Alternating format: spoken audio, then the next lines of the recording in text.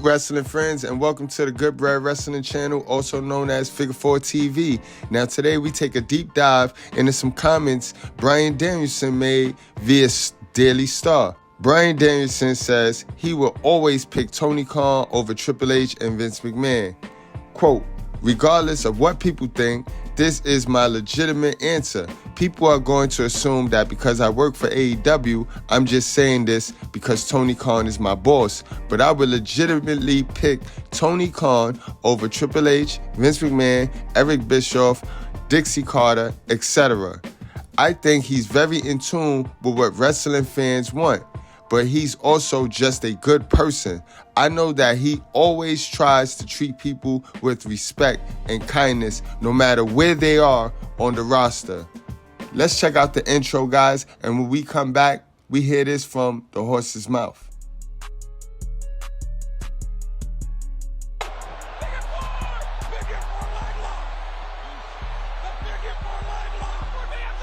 Get to do so it was a nice mix, and then from here I could go and do shows in Germany and stuff like that. Like honestly, if like I said, if Dixon would have paid me a little bit more, I would have never left. In a different place.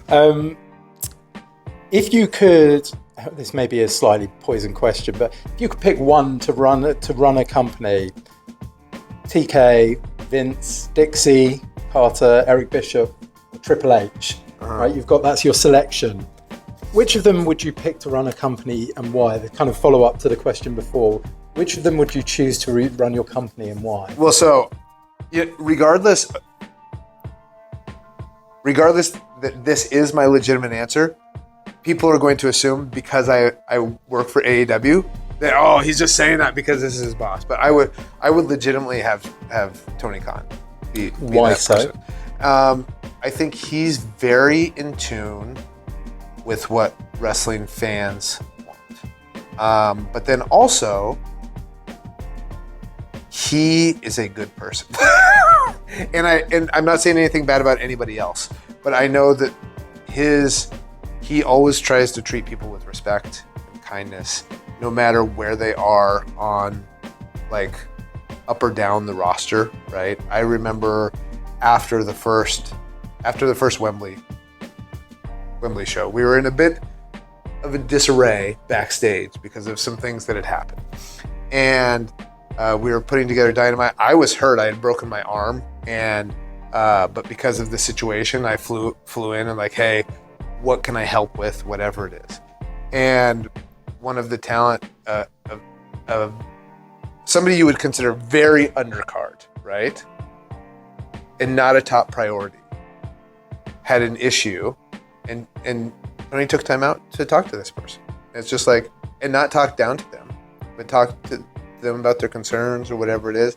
Sometimes I worry that he is almost too kind, right? Because we're trying to get a show out, everything's in disarray, but he takes other people's feelings into consideration. You know what I mean? And so those are the things that I think he's constantly.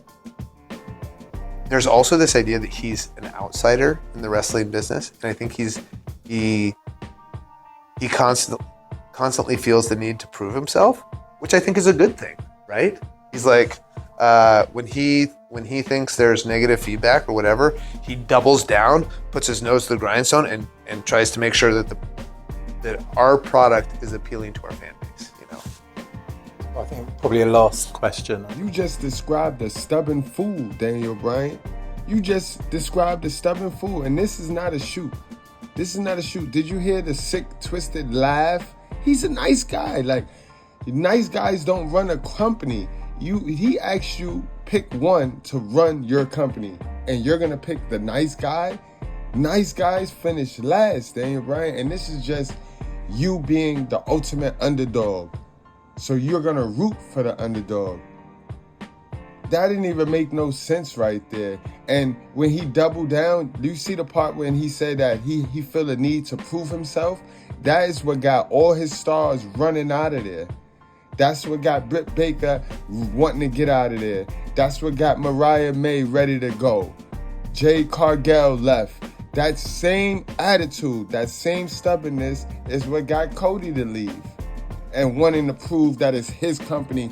Ain't nobody questioning who company it is. AEW belongs to Tony Khan. It's his money, it's his company, it's his toys. We all get that. But Daniel Bryan, you capping. You is 100% capping right now. And you've become quite the little liar, Daniel Bryan. Even the way he rolled Daniel Bryan out, wrestling friends, was suspect. He rolled Daniel Bryan out along with Adam Cole. Same night. So it took a little luster off of Daniel Bryan's intro to AEW.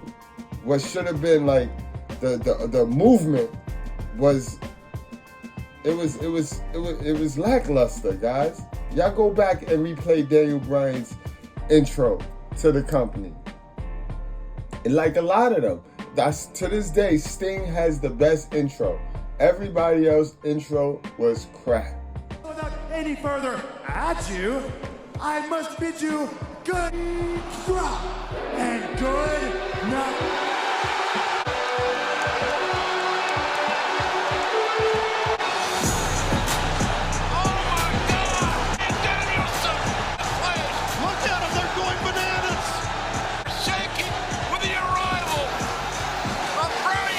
Like I said before the intro kicked off, Daniel Bryan is the ultimate underdog, and we know that AEW ain't got a chance in the world with surpassing WWE.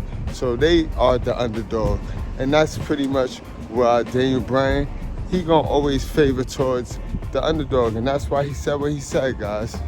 I want y'all to know that. So like I said in the beginning, I'm not gonna roast Daniel Bryan. This is not a roast. Daniel Bryan did good things, and if it was anybody that I want to return to WWE, it would be Daniel Bryan. And it sucks to hear him say these things when you know that it's fabrication. Daniel Bryan is compromised, man. Daniel Bryan, he speaks like a compromised man. He's speaking like a compromised man, guys.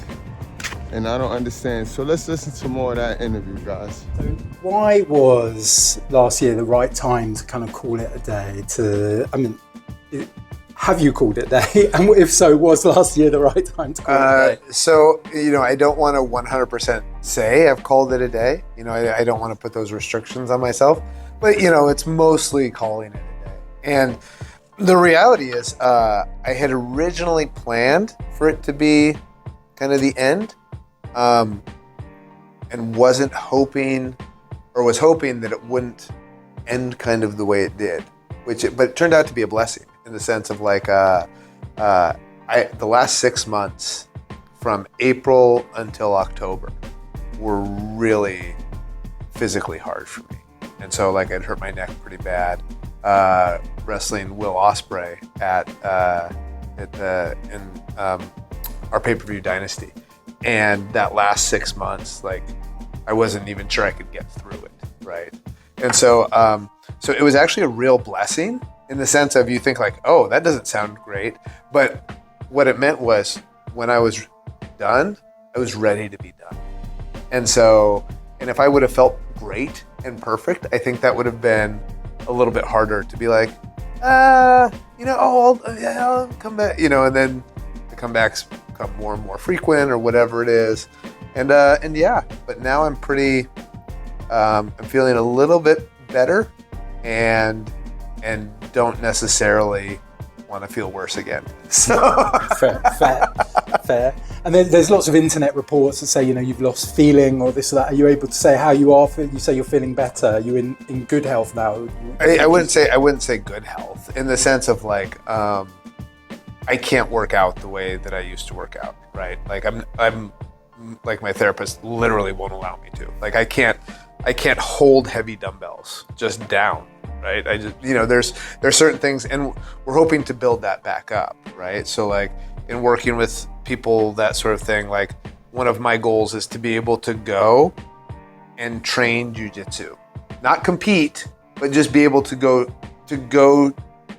do jiu-jitsu and not get hurt, right? And so now and one of the guys that I'm working with said, yeah, I think that's possible in like a year. And I was like, okay, so what does that mean for wrestling, right? It's like, but I also don't want to say like, hey, I'm done wrestling, because I've said a couple times like, it's 95% sure that I won't be competing at Forbidden Door, right? And one of the guys just said, well, that still leaves 5%. And I'm like, yeah, that's if something horrible happens and Tony calls me like, hey, Bryan, we need somebody to fill in. I was like, okay, I guess I can do it, right?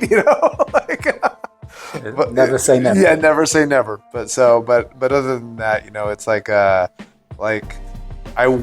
now at the stage of my life. I did 25 years of wrestling, and I loved it, and I'm satisfied, and it feels like enough right now. So.